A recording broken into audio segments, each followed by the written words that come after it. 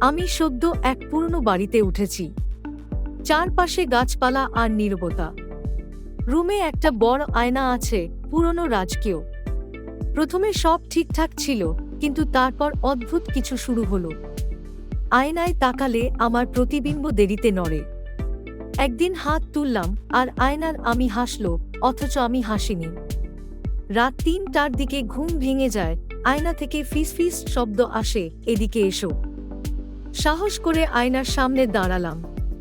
অন্ধকারে হলুদ আলো জ্বলছে, আর দেখি আমার প্রতিবিম্ব আস্তে আস্তে বাইরে বেরিয়ে আসছে।